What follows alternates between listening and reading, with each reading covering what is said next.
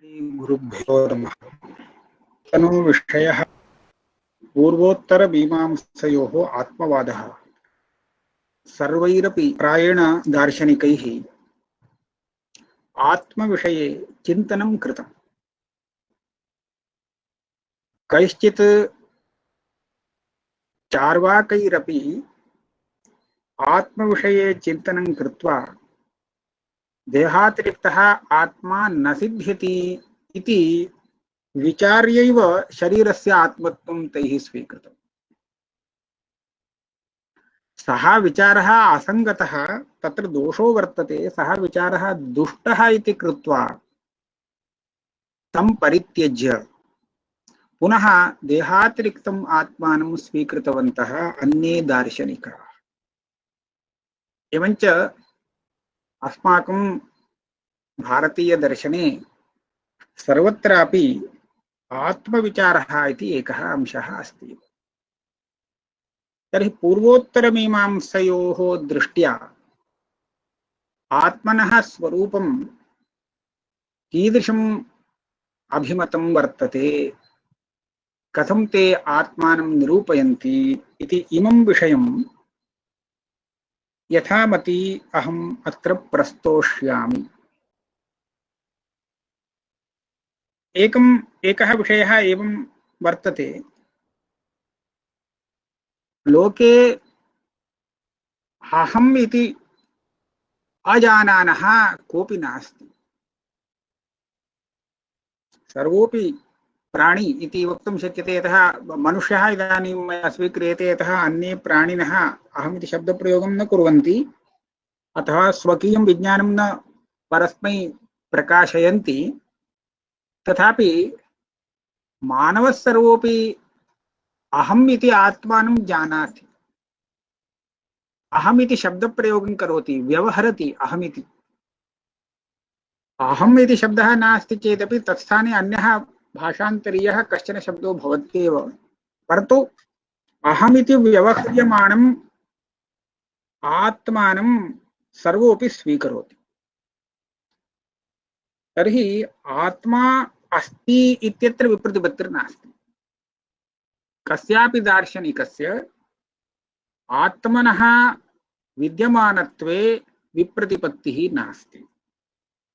तर्हि कुत्र विप्रतिपत्तिः? सः आत्मा शरीरातिरिक्तः अहम् इति प्रतीतिविषयः यः अर्थः, सः शरीरादिव्यतिरिक्तो वा न वा इत्यत्र विप्रतिपत्तिरस्ति। शरीरादिव्यतिरिक्तोऽपि सः नित्यो वा न वा इत्यत्र विप्रतिपत्तिरस्ति। सः किं परिमाणः, अणुपरिमाणो वा मध्यमपरिमाणो वा विभुपरिमाणो वा इत्यत्र विप्रतिपत्तिरस्ति। स्वयं ज्ञानसुखात्मको वा सच्चिदानन्दस्वरूपो वा उत ज्ञानादीनाम् आश्रयः इत्यत्र विप्रतिपत्तिः अस्ति। एवम् अनेकधा विप्रतिपत्तयः सन्ति। तेषां विचारः अत एव अग्रे गच्छति। अस्तु, आत्मविचारे आस्तिकदर्शनानां सर्वेषां देहादिव्यतिरिक्तः आत्मा नित्यः अस्ति इति ऐककण्ठ्यम् अस्माभिरवलोक्यते। तत्र तार्किकोऽपि इदं स्वीकरोति, नैयायिकोऽपि स्वीकरोति, अहम् इति प्रतीतिविषयः आत्मा। सः आत्मा अहङ्कारस्य गोचरः इति कारिकावल्याम् उक्तमस्ति। तर्हि अहम् इति प्रतीतेर्विषयः आत्मा, परन्तु तत् साधनीयं भवति। अहं गच्छामि, अहम् अत्र उपस्थितः, मां सर्वे पश्यन्ति, एतादृशः व्यवहारः भवति। तत्र विचारे क्रियमाणे गमनक्रिया कुत्र अस्ति? शरीरे दृश्यते, यतः सर्वे पश्यन्ति, अयं गच्छति, अयम् इदानीं गच्छति, अयम् अत्र उपविष्टोऽस्ति इत्येवं सर्वे पश्यन्ति। सर्वेषां दर्शन योग्यः गमनक्रियाद्याश्रयः कः इत्युक्ते शरीरमेव इति वक्तव्यमस्ति। एवं यदि चिन्त्यते अहं स्थूलः अस्मि, अहं कृशः अस्मि इत्यादि व्यवहारः अपि स्थूलशरीरमेव विषयीकरोति इति कृत्वा स्थूलशरीरमेव आत्म अहम् इति प्रतीतिविषयः आत्मा इति केचित् मन्यन्ते। एवं स्थिते ततो व्यतिरिक्तः आत्मा अस्ति इति स्थाप्यते पूर्वोत्तरमीमांसकैः। पूर्वमीमांसा शास्त्रेऽपि देहव्यतिरिक्त आत्मवादस्य निरूपणावसरः वर्तते। यतः स एष यज्ञायुधी आत्मा यजमानः यज्ञायुधी यजमानः अंजसा स्वर्गं लोकं याति इति एकं वाक्यं। तत्र स्वर्गं लोकं कः याति? यजमानः स्वर्गं लोकं गच्छति इत्युक्ते यः यजमानः शरीरेण दृश्यते तस्य शरीरं तु न गच्छति, स्वर्गं न गच्छति, प्रत्यक्षमेव तत् शरीरं भस्मीभवति। तर्हि अस्यां दशायाम् अस्य वाक्यस्य प्रामाण्यं कथम्? वाक्यस्य प्रामाण्योपपत्तये शरीरात् व्यतिरिक्तः यजमानपदार्थः नाम आत्मा स्वीकर्तव्यः इति एतदर्थमेव शबरस्वामिभिः प्रारंभे नाम प्रथमाध्यायस्य प्रथमपादे पंचमसूत्रे आत्मवादः प्रवर्तितः अस्ति। देहातिरिक्तः आत्मा तत्र युक्तिभिः साधितो वर्तते इति अस्ति। परन्तु शङ्करभगवत्पादाः ब्रह्मसूत्रभाष्ये इदं वदन्ति शबरस्वामिनां यत् देहातिरिक्त आत्मनिरूपणं तत् इतः एव उद्धृतम् इति। नाम ब्रह्मसूत्रे यद् देहव्यतिरिक्तात्मनिरूपणं कृतम् एतदेव शबरस्वामिभिः स्वशास्त्रोपयोगितया स्वीकृत्य तत्र आत्मवादः प्रवर्तितः। सूत्रं तु तत्र जैमिनिना कृतं नास्ति इति।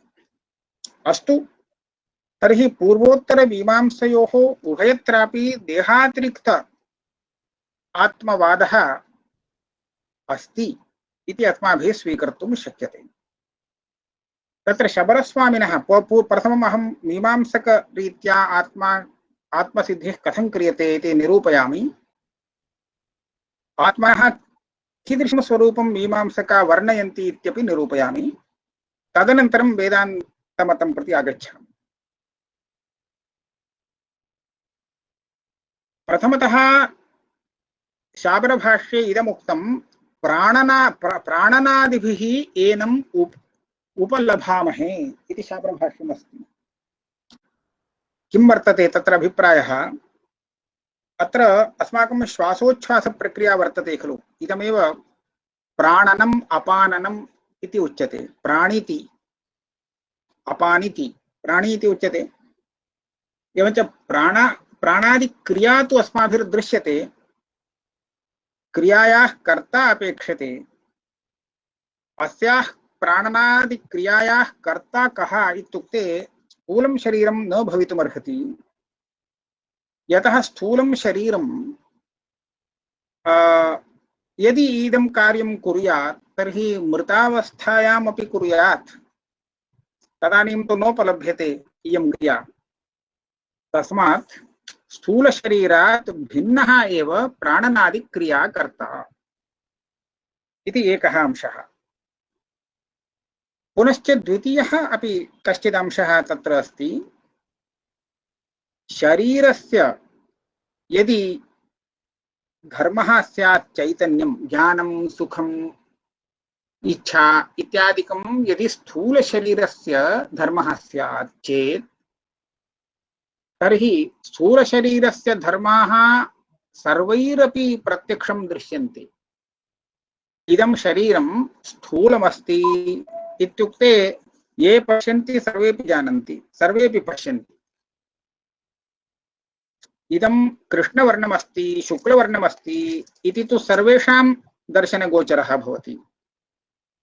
परन्तु अयं सुखी अस्ति दुःखी अस्ति जानाति न जानाति एतत् सर्वं स्वात्मनैव वेद्यं भवति, अन्यैः न ज्ञायते। अयम् इदानीं दुःखी अस्ति अथवा न इति प्रत्यक्षं यथा स्वयं वेद स्वयं जानाति तथा अन्यः न ज्ञातुं प्रभवति। मम हृदये मम शरीरे अस्मिन् स्थले पीडा वर्तते इति अनुभविता यथा जानाति तथा तदीयवाक्येनापि यः परः जानाति तस्य तादृश अनुभवः नैव भवति इति कृत्वा ज्ञानसुखादीनाम् आश्रयः शरीरं न भवितुमर्हति। यतः शरीरस्य धर्मः यः वर्तते सः यावत् शरीरं भवति अन्यैरपि गृह्यते,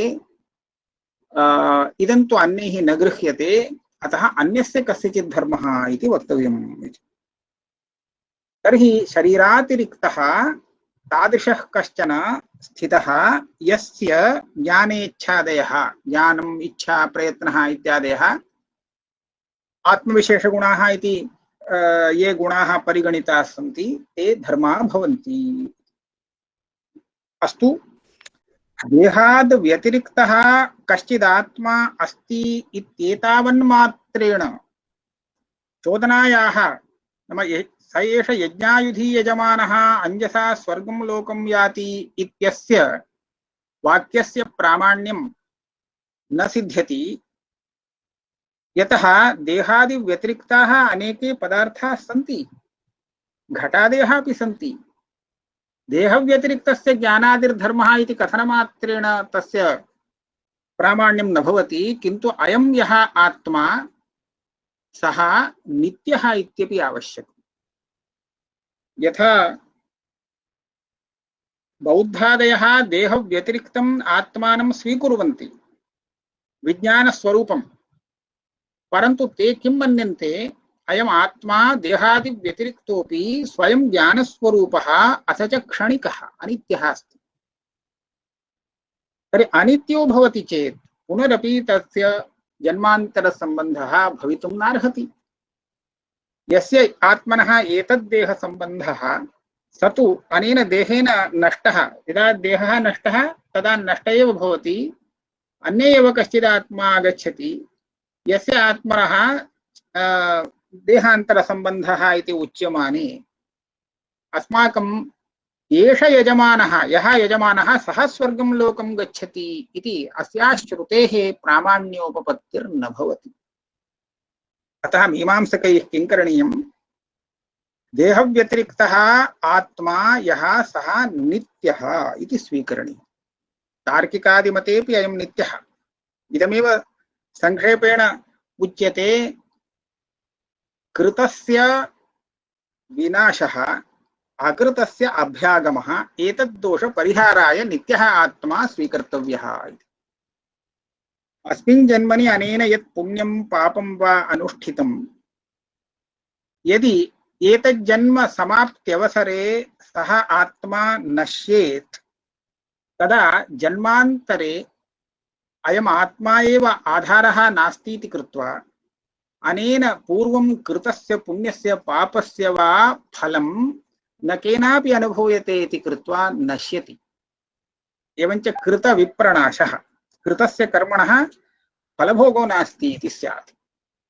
तथा नूतनं जन्म यः गृह्णाति आत्मा स तु नूतनः आत्मा, तेन तु पूर्वजन्मनि अकिञ्चित् कृतमस्ति, अकृतस्यैव पुण्यस्य पापस्य वा फलं तेन इदानीं प्रारम्भतः अनुभूयते इति वक्तव्यम्।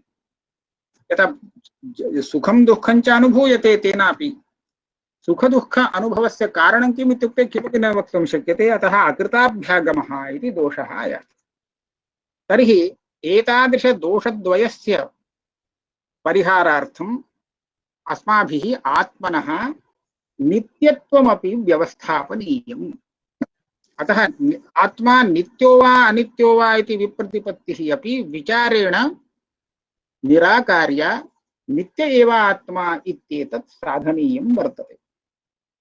अस्तु, यदा आत्मा देहादि व्यतिरिक्तः नित्यः, नित्यः इति कथं सिद्ध्यति इत्युक्ते अनित्य इयमेव युक्तिः मया उक्ता, इयं युक्तिरस्ति, श्रुतिरपि अस्ति।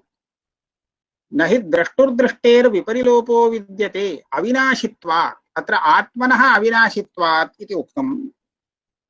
दृष्टेर्विपरिलोपो न विद्यते इत्यनेन दृष्टेः यत् विपरिलोपो नास्ति इत्यनेन अविनाशः प्रतिपादितः, तस्य तु मीमांसकाः अन्यथा अर्थं वर्णयन्ति। अयं यः आत्मा वर्तते तस्य आत्मनः दृक्शक्तिर्नित्या इति। दृष्टिर्नित्या इति न, किन्तु दृक्शक्तिर्नित्या। नाम धर्मी आत्मा स्वरूपतो नित्यः वर्तते। तस्मिन् आत्मनि ज्ञान इच्छा सुखादयः तदा तदा आविर्भवन्ति गच्छन्ति तत्तन्निमित्तवशात्। एवं कश्चन आत्मा युक्त्या साध्यते। अयञ्च आत्मा यथा स्थूलशरीराद् व्यतिरिक्तः तथैव इन्द्रियेभ्यः अपि व्यतिरिक्तः अस्ति। प्राणः इति यदुच्यते तस्मादपि व्यतिरिक्तः अस्ति। एवं विज्ञानम् इति यदुच्यते ततः व्यतिरिक्तः अस्ति। एवं युक्त्या व्यवस्थापितः वर्तते आत्मा। अस्तु, अयम् आत्मा किं परिमाणः? अणुपरिमाणः इति केचन वदन्ति, मीमांसकाः न, अन्ये। विभुपरिमाणः इति अन्ये दार्शनिकाः वदन्ति। जैनास्तु मध्यमपरिमाणः इति स्वीकुर्वन्ति। शरीरानुरूपपरिमाणम् आत्मनः भवति। शरीरं वर्धते चेत् आत्मापि वर्धते। शरीरं यदा नश्यति तदा आत्मा न नश्यति, परन्तु अन्यत् शरीरं प्राप्नोति, जन्मान्तरं प्राप्नोति। तत् शरीरं यत् परिमाणम् अस्ति तत् परिमाणः आत्मा तत्र भवति, अनन्तरं वर्धते। एवं आत्मनः संकोचविकासशालित्वम् आत्मपरिमाणस्य स्वीकृतमस्ति तैः। परन्तु मीमांसकैः तत् खण्डितम्।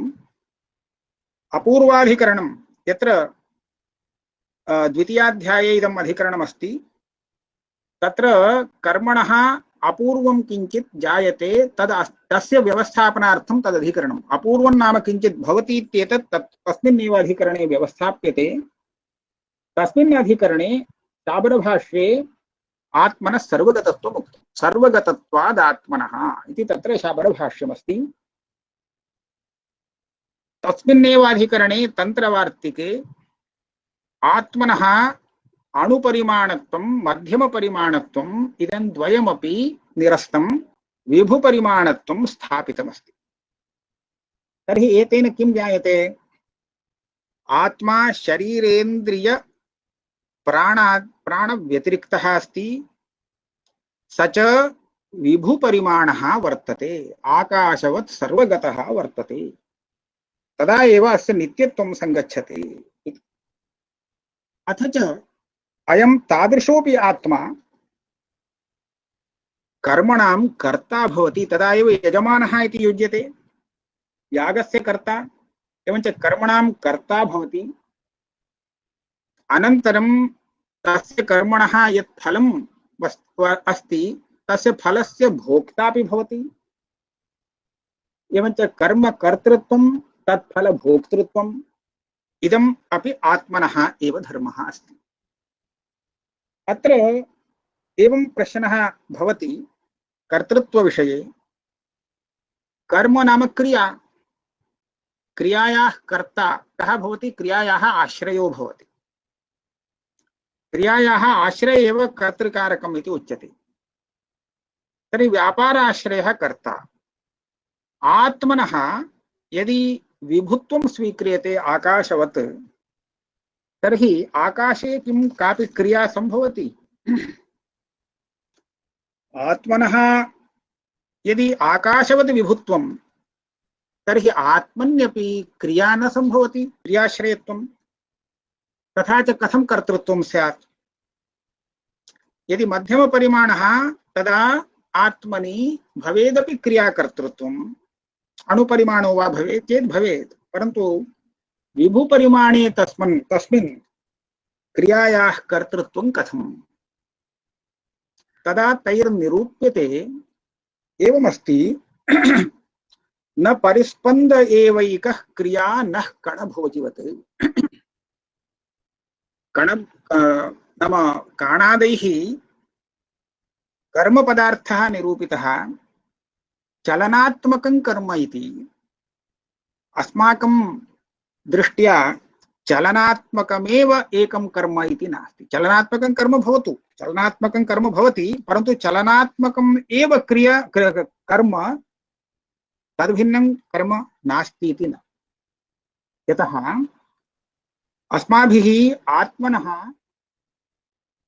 ज्ञान सुख इच्छा इत्यादि रूपेण कश्चित् परिणामः अङ्गीक्रियते। परिणामोऽपि क्रिया। एतादृशपरिणामः यः अस्ति सः परिणामः अपि इति परिणामक्रिया भवति, क्रियापदेन व्यपदेशः भवति इति कृत्वा अत्र ज्ञानमपि क्रिया। जानाति इति उच्यते। यदा सः परिणामविशेषो जायते तदा सः ज्ञानरूपः परिणामः। एवं आत्मनि इच्छारूपः परिणामः, द्वेषरूपः परिणामः, कृतिः प्रयत्नरूपः कश्चन परिणामः। एवं अयं सर्वोऽपि परिणामः क्रियारूपः अस्ति। अतएव जानाति, इच्छति, द्वेष्टि, यतते, एवं क्रियापदेन व्यपदेशः भवति एतेषाम् आत्मवृत्तिपरिणामानाम्, आत्मधर्माणाम्। तथा च आत्मनः यद्यपि परिस्पन्दः नास्ति, चलनं नास्ति विभुत्वात्, तथापि तस्मिन् ज्ञानम्, इच्छा, क्रिया संभवति। यत्नः, कृतिः इति एकः गुणः अस्ति। परेषां मते गुणः, अस्माकं मते क्रिया। अर्थभावना इति सा यो उच्यते, सा अर्थभावना आत्मनि संभवति, सा क्रिया भवति। एवं यदि भवति तर्हि आत्मनः क्रियाकर्तृत्वं सम्यक् निर्वहति। अस्तु, क्रियाकर्तृत्वं भवेत्, फलभोक्तृत्वं कथं स्यात्? यतः फलं तु देशान्तरे भवति, कालान्तरे देशान्तरे स्वर्गे भवति इति उच्यते। अयम् आत्मा स्वर्गं गच्छति इति अस्मिन् वाक्ये वर्तते। यजमानः स्वर्गं लोकं याति, अत्र गमनमुच्यते। तर्हि स्वर्गलोकगमनं कथं सम्भवति? अयं विभुः भवति, सर्वत्र व्याप्तः अस्ति, चलितुं न अशक्तः। तर्हि कथम् अयम् अस्मात् लोकात् परलोकं गच्छति? एतत् कथं स्यात्? तत्र उच्यते एवं नास्ति यत् मुख्यवृत्त्या गमनमिति। ये तावत् आत्मनः विभुपरिमाणं स्वीकुर्वन्ति तेषां सर्वेषामपि दार्शनिकानां परलोकगमनम् इति एतस्मिन् विषये एकविधः एव सिद्धान्तः वर्तते, यत् आत्मा न गच्छति, किन्तु आत्मनः उपाधिः कश्चन गच्छति। आत्मनः उपाधिः कः इत्युक्ते अंतःकरणं नाम मनः इति वदन्ति। नैयायिकानां तु मनः इन्द्रियम्, अंतःकरणम् इन्द्रियं नित्यं वर्तते। तदिन्द्रियं देशान्तरं यदा गच्छति तत्रैव फलभोगः भवति देशान्तरे, तदा आत्मा देशान्तरं गच्छति इत्येवम् अस्माकं व्यवहारः। एवञ्च परलोकगमनं, ततः आगमनम् इत्यादि व्यवहारः सर्वोऽपि आत्मनि औपाधिकः, कञ्चन उपाधिं स्वीकृत्य क्रियमाणः भवति। इति कृत्वा आत्मनः विभुत्वस्वीकारेऽपि कोऽपि विरोधः नास्ति। ततश्च यद् अदृष्टम् उत्पद्यते इति उक्तं यागादिभिः पुण्यपापात्मकं, तत् आत्मनि उत्पद्यते। तच्च अदृष्टं स्थलविशेषे कालविशेषे आत्मनि भोगं जनयति। अत्र भोगो नाम सुखं दुःखं च। एवञ्च सुखं दुःखम् एतद्द्वयमपि आत्मधर्मः इति अवश्यं स्वीकार्यम्। तथा च सिद्धः नाम इदानीं साधितः आत्मा विभुः वर्तते, शरीरे शरीरादिभ्यः भिन्नः अस्ति, अथ च तस्य क्रियाकर्तृत्वं सम्भवति, तादृशक्रियायाः फलभोक्तृत्वमपि सम्भवति। उपाधिं स्वीकृत्य सः अस्मात् लोकात् परलोकं गच्छति, आगच्छति, सर्वं कर्तुं सर्वोपि व्यवहारः सिद्ध्यति। अस्तु, इदानीम् अयम् आत्मा प्रतिशरीरं भिन्नः इदमपि स्वीकर्तव्यम्। यतः सुखदुःखादिकं प्रतिशरीरं भिन्नतया अस्माभिर्ज्ञायते। यः देवदत्तः एकस्मिन् काले सुखम् अनुभवति, तस्मिन्नेव काले यज्ञदत्तः दुःखम् अनुभवति, तर्हि उभयोः विरुद्धधर्मवत्वादेव अस्माभिः भेदः अवगन्तुं शक्यते। घटः पटः अनयोर्भेदः अस्ति। कुतो भेदः अस्ति इत्युक्ते घटत्वं पटत्वम् इति द्वौ विरुद्धौ धर्मौ। नाम कुत्रापि एकस्मिन् पदार्थे घटत्वं पटत्वम् उभयं नास्ति। एवञ्च घटत्व पटत्वयोः समानाधिकरण्यमेव यदा नास्ति तदा असमानाधिकरणौ इमौ विरुद्धौ धर्मौ भवतः अतएव घटत्वस्य आश्रयः पटत्वस्य आश्रयश्च भिन्नः भवति। तद्वदेव सुख दुःखादिकम् एकस्य यत् अनुभूयमानमस्ति अपरेण च तद् विपरीतम् अनुभूयमानमस्ति, तेनैव सिद्ध्यति अयम् अनुभविता अन्यः आत्मा स च अनुभविता अन्यः। एकः प्रश्नः भवेत्, तत्र एकः एव आत्मा सर्वगतः यदा तिष्ठति, सर्वत्र व्याप्तः, तदा अन्यस्य आत्मनः कुत्र अस्ति अवकाशः? तस्य अवकाशः एव अस्ति। तर्हि बहवः अनन्ताः आत्मानः शरीरभेदेन स्वीक्रियमाणाः कुत्र तिष्ठेयुः इति प्रश्नः न करणीयः। यतः एकस्मिन् देशे एकस्यैव स्थितिः अपरस्य तत्र स्थितिर्न भवितुमर्हति इत्यत्र किं प्रयोजकं? मूर्तत्वं प्रयोजकं। मूर्तद्रव्यं यदस्ति तत् एकत्र एकं तिष्ठति चेत् अपरं मूर्तद्रव्यं तत्र अवकाशं न प्राप्नोति। अत्रे जलमस्ति, तर्हि अस्मिन्नेव जले मया तत्स्थाने एव तस्मिन्नेव पात्रे क्षीरमपि स्थापयितुं न शक्यते, यतः अवकाशो नास्ति। यतः इदं द्वयमपि मूर्तं। पूर्वं जलं विक्रीकृत्य अनन्तरं पानीयं भवति। कुतः? उभयोर्मूर्तत्वात्। परन्तु आत्मनां तु विभूनाम् अमूर्तत्वमिष्टं। तर्हि अमूर्तानाम् एकदेशस्थितिविरोधः नास्ति। तस्मात् प्रतिशरीरं भिन्नाः आत्मानः भवन्तु, तदा एव सुख दुःखादि भोगस्य असाङ्कर्यं वक्तुं शक्यते। तस्मात् भेदः एव इष्टः। भिन्नानामपि विभूनाम् अपि आत्मनाम् एकदेशस्थितिः भवितुम् अर्हति। तत्र चिन्ता नास्ति, क्लेशो नास्ति। तदा एकः प्रश्नः भवति, यदि सर्वे आत्मानः सर्वत्र सन्ति, सर्वे विभवः, तर्हि एकस्मिन् शरीरे यदा सुखं दुःखं ज्ञानं किमपि जायते, तत् जायमानं सुखादिकं तस्मिन्नेव शरीरे सर्वेषाम् अपि आत्मनाम् अन्तर्भावो वर्तते, नामपि जायेत। कथम् असाङ्कर्यं वक्तुं शक्यते? यतः अस्मिन् शरीरे एकस्य शरीरे शिरसि कश्चन आघातो जातः, तर्हि तत्र तादृश आघातप्रयुक्ता वेदना जाता। एतत् कुत्र जातं? तच्छरीरावच्छेदेन यः आत्मा वर्तते तस्मिन् आत्मनि जातम् इति वक्तव्यम्। परन्तु सर्वे आत्मानः यदा विभुपरिमाणाः सन्ति तदा तच्छरीरावच्छेदेन सर्वे अपि आत्मानः सन्ति।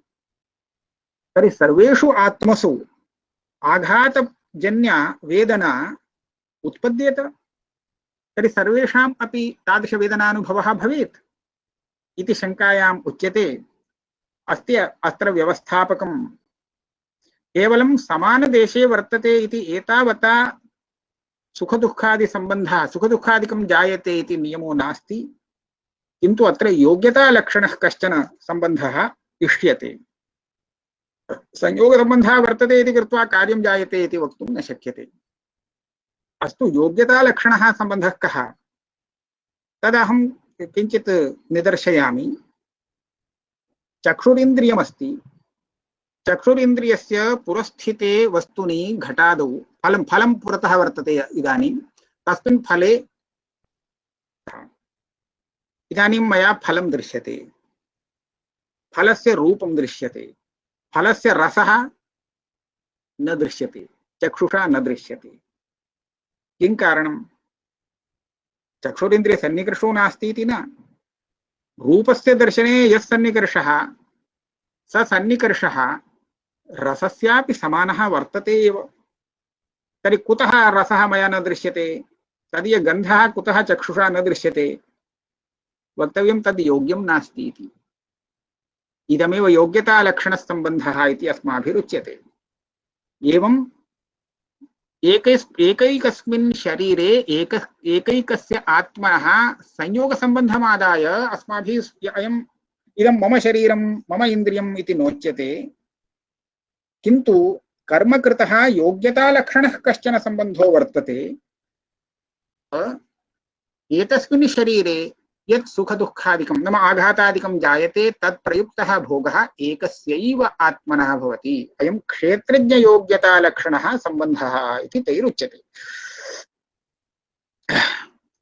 भट्टपादैः इदमुक्तं यदि हि आत्मनः सुखादीनां च समानदेशलक्षण एव सम्बन्धः उपभोगकारणमिष्येत ततः अयं दोषः स्यात्। इह तु चक्षुरादीनाम् इव क्षेत्रज्ञयोग्यतालक्षणः सम्बन्धः तत्र यथैव त्वगिन्द्रियेण स्पर्श समानदेशानाम् अपि रूपादीनाम् अग्रहणम् एवं अन्येन आत्मना अन्यदीय धर्माधर्मोपात्त सुखदुःखाद्यग्रहणम्। इदं तन्त्रवार्तिके वर्तते, तन्त्रवार्तिके कुमारलभट्टपादैः लिखितम्।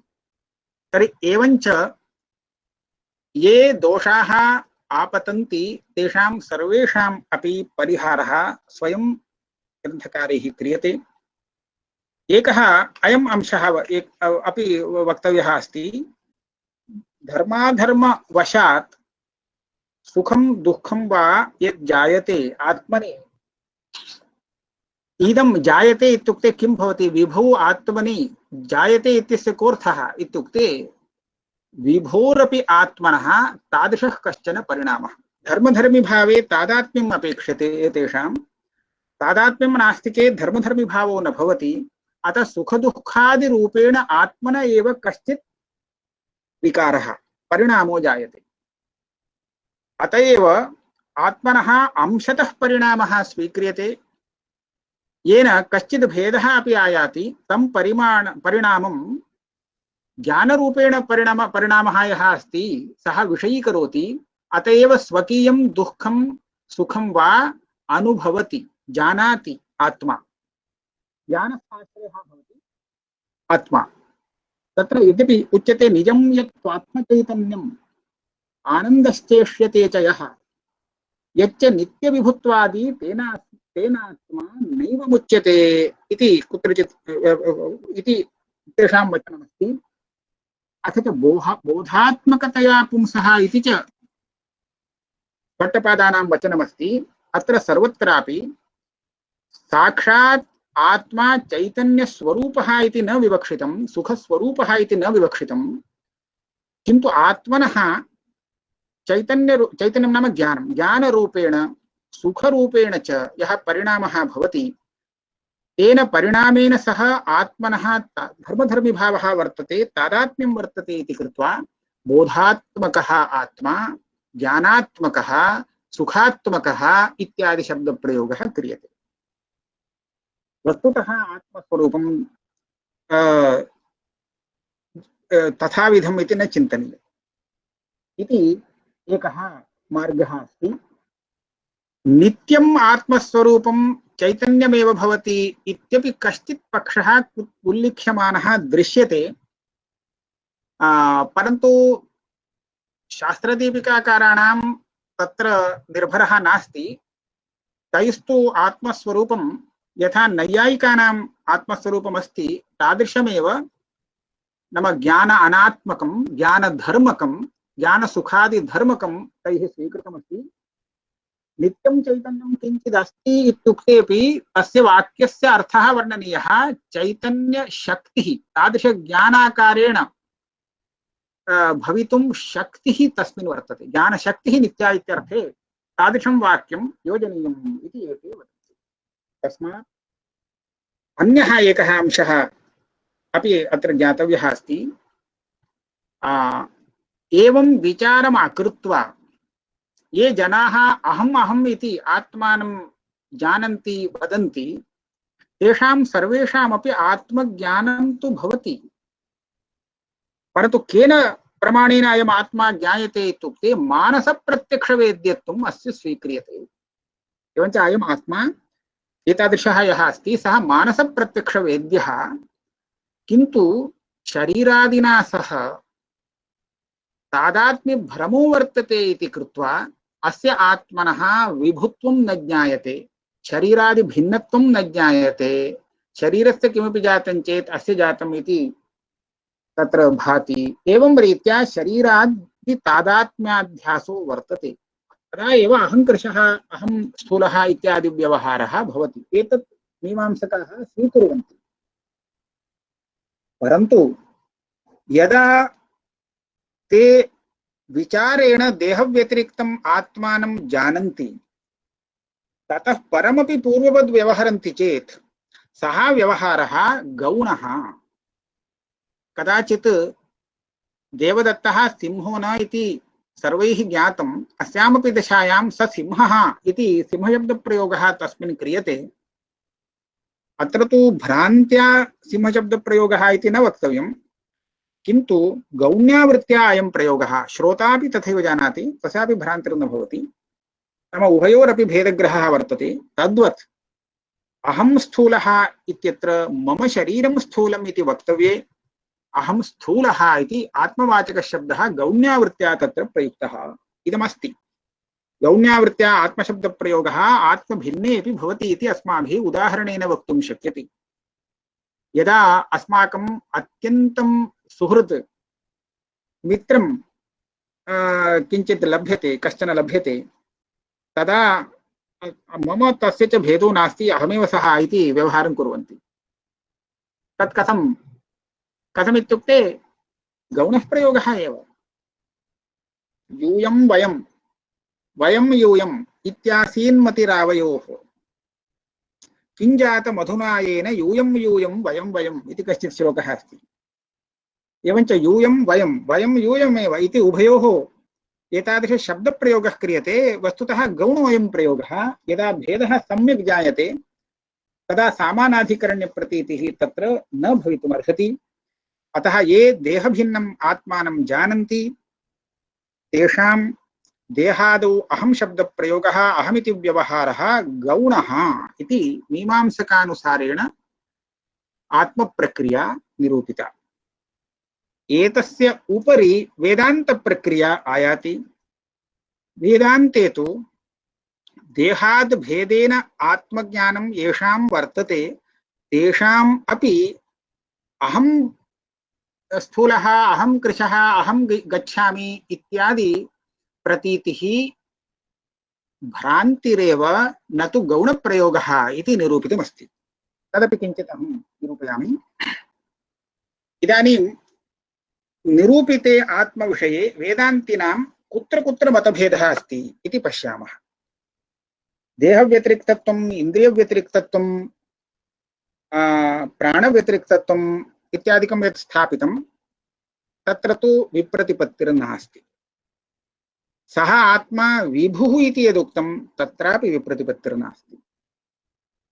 तर्हि कुत्र विप्रतिपत्तिरस्ति इत्युक्ते एवमस्ति, तस्य ज्ञानरूपत्वम् इष्टं वेदान्तिनां। यतः आत्मनः ज्ञानरूपत्वं ज्ञानस्य च नित्यत्वं नित्यत्वं च चैतन्यरूप आत्मनश्चैतन्यरूपत्वम् इष्टं, न तु चैतन्याश्रयत्वम्। अयं विशेषः अस्ति वेदान्ति मते।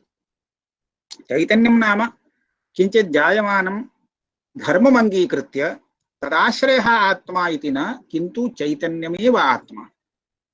यच्च ज्ञानं जायते इति प्रतीयते तज्जायमानं वस्तुतः अन्तःकरणस्य उपाधेः धर्मः, न तु आत्मनः धर्मः। एतत् कथं निरूप्यते इति पश्यामः। अत्र अहं घटं पश्यामि इति तु सर्वेषां प्रतीतिरस्ति। अहं घटं पश्यामि इत्यत्र किं दृश्यते मया? मीमांसकः वदति घटः दृश्यते, अत्र विप्रतिपत्तिर्नास्ति, घटो दृश्यते। परन्तु घटो दृश्यते, अत्र दृश्यते इति यदा उच्यते तदा घटः विशेष्यतया, तत्र विशेषणतया मदीयदर्शनं च प्रविष्टमस्ति। एवं घटमहं पश्यामि इति यदा उच्यते तदा दर्शनं विशेष्यतया, दर्शनस्य विषयतया घटः विशेषणतया प्रतीयते। एवञ्च अहं घटं पश्यामि इति वा घटो दृश्यते इति वा, अस्तु अनुभवस्तु लोके प्रसिद्धः अस्ति। अत्र दर्शनं दर्शनविषयः घटः, घटः घटविषयकं दर्शनम्, एतत्तु अनुभूयते। अस्तु, एतत् कथम् अनुभूयते? घटो दृश्यते इत्यत्र ज्ञातताम् आदाय घटस्य ये दृश्यते इति व्यवहारः, परन्तु घटस्य ज्ञातता सिद्ध्यर्थं तस्य कारणीभूतं ज्ञानम् आत्मनि उत्पन्नम् इति अनुमाय ततः परम् अहं ज्ञानव्यवहारं करोमि इति तेन वक्तव्यमस्ति। एवं नास्ति वेदान्तिनां। तैः इदमुच्यते यस्मात् आत्मा अत्र विषयः अस्यां प्रतीतौ, आत्मा स्वतः नित्यचैतन्यस्वरूपो वर्तते इति कृत्वा तेन उत्पद्यमानम् इदं ज्ञानं ज्ञायमानमेव उत्पद्यते, नाम भास्यमानमेव उत्पद्यते। प्रकाशस्य अयं स्वभावः यत् स्वसम्बद्धं प्रकाशयन्नेव भवति। यदि सम्बद्धं द्वितीयं वस्तु अस्ति तर्हि आत्मचैतन्यस्य एवं स्वभावः अस्ति, यदा अंतःकरणे वृत्तिरूपं ज्ञानं वा इच्छा वा किमपि अंतःकरणवृत्तिः जायते, तदा आत्मचैतन्यस्य संबंधात् सा वृत्तिः ज्ञानादिरूपा प्रकाशमानैव उदेति। यावत्पर्यन्तं तिष्ठति तावत्पर्यन्तं प्रकाशमानमेव तिष्ठति, न कदापि अज्ञायमानं। एवं चेत् ज्ञानेच्छादीनां प्रकाशकं यत् चैतन्यमस्ति तच्चैतन्यं जन्यज्ञानातिरिक्तं स्वीकार्यं। न हि द्रष्टुर्दृष्टेर्विपरिलोपो विद्यते अविनाशित्वात् इत्यत्र श्रुत्या जायमानदृष्टेः यः कर्ता अस्ति सः द्रष्टा इति उच्यते। तादृशद्रष्टुः एका स्वरूपभूता दृष्टिरस्ति, सा दृष्टिः न विनश्यति इति उच्यते, न तु जायमानदृष्टिर्न विनश्यति इति। किन्तु द्रष्टुर्दृष्टिः इत्यनेन द्रष्टुः स्वरूपभूता एका दृष्टिः अस्ति चैतन्यात्मिका, तदेव चैतन्यम् इदानीं न नश्यति अविनाशी इति प्रतिपाद्यते अनया श्रुत्या इति स्थितिः। तर्हि किं जातं? देहादिव्यतिरिक्तोऽप्ययमात्मा चैतन्यरूपः। तर्हि किं जायमानं ज्ञानं यदस्ति तत्तु व्यवह्रियते खलु, तत् किं भवति? तद् वस्तुगत्या अंतःकरणस्य परिणामविशेषः। अस्माभिः इदम् अवलोकयितुं शक्यते। आत्मनः परिणामः ज्ञानम् इति यत् उक्तं मीमांसकैः, तदेव इदानीम् आत्मस्थाने अंतःकरणं निक्षिप्य वेदान्तभिरुक्तम्। आत्मा ज्ञानरूपेण परिणमते, जायमानं ज्ञानम् आत्मनो धर्मः, तर्हि अंतःकरणं ज्ञानरूपेण परिणमते, जायमानं ज्ञानम् अंतःकरणस्य धर्मः। परन्तु अंतःकरणेन सह आत्मनस्तादात्म्याध्यासो वर्तते, तस्माद् अस्माभिः इदं ज्ञानं मम धर्मः अहं जानामि इति व्यवहारः क्रियते इति उत्तरमीमांसकाः वेदान्तिनः वदन्ति। किञ्च अन्यदपि एकम् आत्मनः ईदृशस्य सुखरूपत्वमपि अङ्गीकार्यम् आनन्दरूपत्वम् तत्कथम् इत्युक्ते वेदान्तिनः एवं निरूपयन्ति दुःखम् अस्य औपाधिकं किन्तु सुखं यदस्ति तत्तु स्वाभाविकम् इति स्वीकार्यम्। कुतः दुःखम् औपाधिकम् इति तु वयम् अवश्यं जानीमः। यदा दुःखकारी कश्चन विषयः निपतितो भवति तदा एव दुःखं जायते, न सर्वदा अस्माकं दुःखमस्ति। दुःखस्य जनकः कश्चन अपेक्षते, अन्यथा दुःखं भवति इति न अनुभूयते। परन्तु जनकस्य कस्यचित् कारणस्य अभावेपि सुखम् अनुभूयते सुषुप्तिकाले।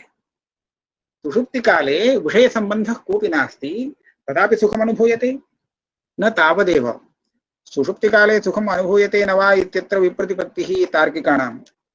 दुःखं नानुभूयते इत्येतदेव सुखम् अनुभूयते इति विपर्यस्यन्ति इति वदन्ति ते। परन्तु तथा न।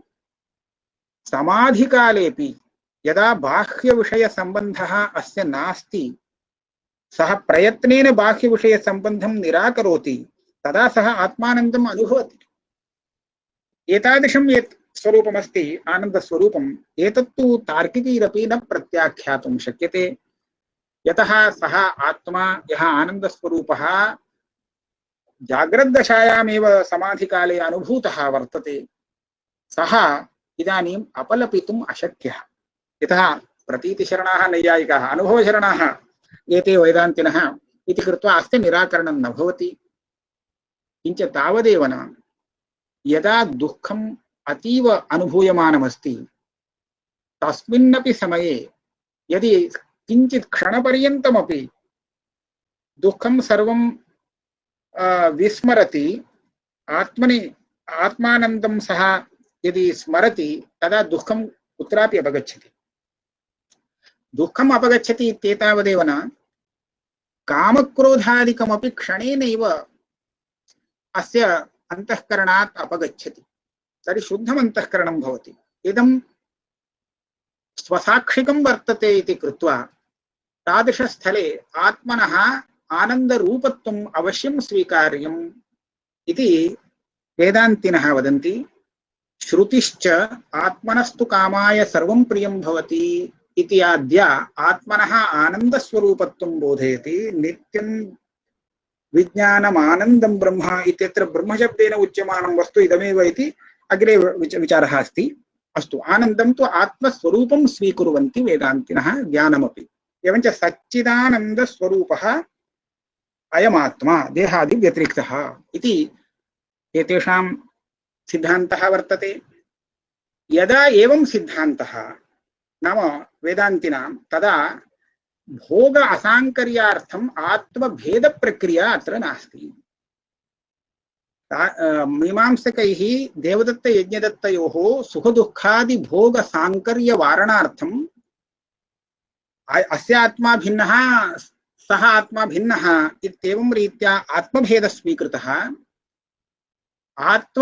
भोग असाङ्कर्यस्य कृते भेदस्तु अपेक्ष्यते, नापेक्ष्यते इति न, किन्तु औपाधिकभेदेनापि भेदस्य भोगस्य असाङ्कर्यम् अस्माभिः कर्तुं शक्यते इति कृत्वा वस्तुतो भेदो नास्ति इति वेदान्तिनश्चिन्तयन्ति। एकमेव आत्मस्वरूपं विभुः, तद् एतच्छरीरावच्छेदेन सुखम् अनुभवति, तच्छरीरावच्छेदेन दुःखम् अनुभवति। अस्तु, शरीरमेव भेदकम् इति न, अन्तःकरणं भिन्नम्। इदम् अन्तःकरणम् अन्यत्, तद् अन्तःकरणम् अन्यत्। एतदन्तःकरणावच्छेदेन अन्यादृशो भोगः, तदवच्छेदेन अन्यादृशो भोगः। इदञ्च अन्यैरपि स्वीकर्तव्यमस्ति। यदा एकस्मिन्नेव शरीरे एकभागे सुखम् अनुभूयते, अपरस्मिन् भागे दुःखम् अनुभूयते, इयमपि स्थितिरस्ति।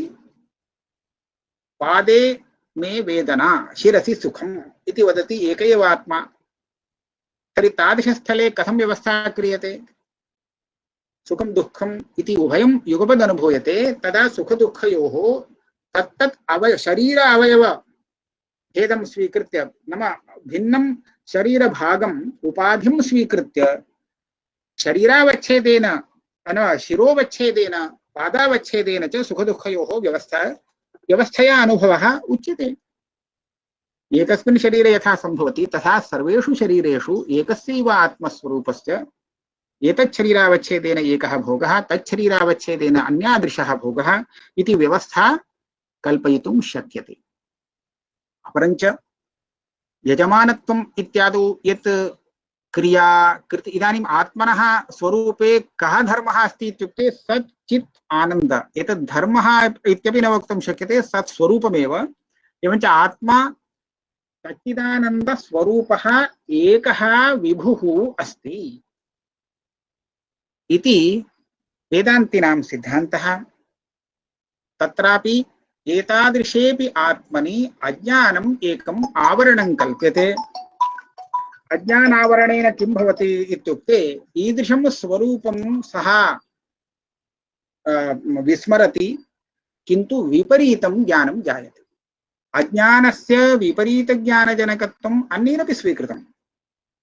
तद् अज्ञानं कीदृशम् इत्यत्र विप्रतिपत्तिः भवेत्। भावरूपं वा किं भवति इति तत्र विप्रतिपत्तिर्भवेत्। परन्तु अज्ञानं तु मिथ्याज्ञानस्य हेतुः इति सर्वे स्वीकुर्वन्ति। तत् कथम् इत्युक्ते तत्रापि व्यवहारः अस्ति। यदा रज्जौ सर्पः प्रतीतः पश्चात् ज्ञातं रज्जुरेव इति, तदा तस्य सकाशे पृच्छताम्, कथं भवतः सर्पभ्रमः जातः, इदानीं कथम् अपगतः? सः वदति, पूर्वं मम रज्जुः इति ज्ञानं न जातं, रज्जुं नाज्ञासिषम्, अत एव सर्पज्ञानं मम जातम् इति। तर्हि नाज्ञासिषम् इति यद् अज्ञानम् उच्यते तद् अज्ञानं सर्पज्ञानरूप भ्रमस्य कारणम् एवमेव अस्माकं प्रतीयते तदीय वाक्यात्। तथा च आत्मनः यद् अज्ञानमस्ति तद् अज्ञानम् आत्मविषये नानाविधभ्रान्तिः जनयति। तादृशभ्रान्तिवशात् लोकः अहं मनुष्यः इत्यादि रूपेण व्यवहरति। अहं मनुष्यः, अहं कृशः, अहं स्थूलः इत्यादि व्यवहारस्य भ्रमात्मकत्वं मीमांसकानाम् अपि सम्मतं। परन्तु तैः किं कृतं, यदा आत्मनः देहाद् भेदज्ञानं जातं ततः परन्तु गौणोऽयं प्रयोगः, गौणः व्यवहारः, अहं मनुष्यः इति ज्ञानमस्ति इति उच्यते। परन्तु इदम् अस्वाभाविकम् इति वेदान्तिनः तन्मतं खण्डयन्ति। यः पुरुषः परोक्षतया देहाद् व्यतिरिक्तम् आत्मानं जानाति सः व्यवहारकाले आत्मानं पूर्ववत् पश्यति न वा इति स एव स्वानुभवम् अप्रच्छाद्य वदतु। भाष्यकाराः कथयन्ति, व्यवहारकाले तु पश्वादिभिश्चाविशेषात्, पश्वादयः यथा व्यवहरन्ति तथैव शब्दप्रमाणेन नाम शास्त्रप्रमाणेन देहाद् व्यतिरिक्तम् आत्मानं ये जानन्ति तेऽपि विद्वांसः व्यवहरन्ति। व्यवहारकाले तु तेषाम् आत्मविषये तत्सर्वं विस्मर्यते, शास्त्रविषयं ज्ञानं सर्वं विस्मर्यते, लोकवदेव व्यवहरन्ति। यथा तैः उदाहरणमपि प्रदर्शितं, पशूनां पुरतः यदि दण्डः प्रदर्श्यते, दण्डोद्यतकरः पुरुषः आगच्छति, तर्हि ते तद् दृष्ट्वैव अयं मां ताडयितुम् आगच्छति इति पलायन्ते।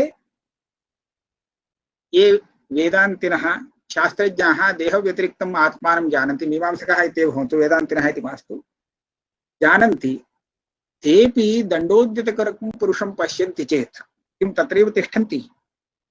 न तिष्ठन्ति, पलायन्ते एव। एवं हरिततृणपूर्णपाणिं दृष्ट्वा पशवः अभिमुखी भवन्ति। एवमेव अस्माकम् अत्यन्तम् अनुकूलतया यः पुरुषः प्रतीतो भवति तं प्रति अभिमुखी भवन्ति शास्त्रज्ञाः अपि। इदं किं कारणम् इति चिन्तनीयम्। दण्डोद्यतकरं दृष्ट्वा एते पलायन्ते कुतः? शरीरे दण्डेन ताडनं मा भूत्। दण्डेन ताडनं शरीरस्य क्रियते न आत्मनः। आत्मनः दण्डेन ताडनं कर्तुं न शक्यते। यथा एते आत्मस्वरूपं निरूपयन्ति तदनुसारेण तु आकाशस्य ताडनं यथा अशक्यं तथा आत्मनस्ताडनम् अशक्यम्। किन्तु शरीरस्य ताडनं भवेत्। शरीरस्य ताडनं भवतु, आत्मनः किम् इति तेन तूष्णीं तिष्ठन्ति किन्तु पलायन्ते। तर्हि एवमेव ये शास्त्रेण भेदज्ञानं प्राप्तवन्तः तेपि पश्वादि समं व्यवहरन्ति, पश्वादिना सममेव सदृशमेव व्यवहरन्ति इति यदा ज्ञायते तदा तेषामपि अहं मनुष्यः इत्यादि प्रतीतिः स्वारसिकी इत्येव वक्तव्यं, न तु गौणप्रयोगः अयम्। देवदत्तादौ सिंहशब्दप्रयोगः स्वारसिकः न भवति, किन्तु ये शास्त्रं पठित्वा देहव्यतिरिक्तः आत्मा इति सिद्धान्तं जानन्ति तेषाम् अपि सकाशे स्वकीयः परिचयः वक्तव्यः इति कुत्रचित् सभायाम् अथवा कुत्रचित् आवेदनादिकं यत्र क्रियते कस्यचित् पदस्य कृते तत्प्राप्तये तदा परिचयः उच्यताम् इति यदा उच्यते तदा ते कीदृशं परिचयं प्रददति इति स्वयम् आलोचयितुं शक्यते। तैः को भवान् इति उच्यते चेत् झटिति नाम उच्यते, स्वस्य पितुर्नाम उच्यते, मातुर्नाम उच्यते, कुत्र वासः इति उच्यते, किं क्रियते इति उच्यते। एतत् सर्वं यद् उच्यते एतत् सर्वमपि तदीय शरीरस्य विवरणमेव तैः क्रियते इति वयं जानीमः। तथा च तत्र च अत्यन्त स्वारसिकं विवरणं भवति, गौणप्रयोगः इति अभिमानः नैव अस्ति। तस्मात् वेदान्तिनः किं मन्यन्ते, व्यवहारे कोऽपि भेदः नायाति देहाद् व्यतिरिक्तम् आत्मानं शास्त्रतः जानतः भेदैव नास्ति। एवञ्च ते शास्त्रात् भेदं ज्ञातवन्तः सन्तः अपि पूर्वम् इव पश्चादपि स्वारसिकं तादृशमेव व्यवहारं प्रवर्तयन्ति, गौणव्यवहारं न कुर्वन्ति। तर्हि भ्रान्तिः तेषाम् अनुवर्तते इत्येव स्वीकर्तव्यं। सा भ्रान्तिः कुतो अनुवर्तते इत्युक्ते अपरोक्षा इयं भ्रान्तिः, परोक्षतः शास्त्रात् भेदज्ञानम् एवञ्च तद्भेदज्ञानम् अपरोक्षां भ्रान्तिं निवर्तयितुं न शक्नोति। यदा अपरोक्षतया आत्मनः भेदं जानीयुः तदा तु व्यवहारः निवर्तते एव, तदा ते जीवन्मुक्ताः इति उच्यन्ते, मुक्ताः इति। तदानीं तु व्यवहारः पूर्वत् न प्रवर्तते इति वेदान्तिनां सिद्धान्तः अस्ति। तथा च वेदान्तमर्यादानुसारेण यदा दृश्यते तदा आत्मा सच्चिदानन्दस्वरूपः परमार्थतः, तस्मिन् देह इन्द्रिया मनः अहङ्काराणां तादात्म्याध्यासवशात् देहादिधर्माः अपि तत्र भान्ति, अन्योन्याध्यासः अत्र स्वीक्रियते इति कृत्वा आत्मधर्मोऽपि भाति। एवञ्च अहं चेतनः इति देहमेव प्रदर्शयति कश्चित्, अयं देहघटयोः वैलक्षण्यं पश्यति परः अपि देहश्चेतनः इति स्वीकरोति, घटस्तु अचेतनः इति च सर्वेपि द्रष्टारः पश्यन्ति। तथा एतत् सर्वमपि आत्मानात्मनोः इतरेतर तादात्म्याध्यासवशात् भवति, तद्धर्माध्यासवशात् भवति इति वेदान्तिनः आत्मस्वरूपं निरूपयन्ति। एतावदुक्त्वा अहम् इदं भाषणम् अत्रैव उपसंहरामि।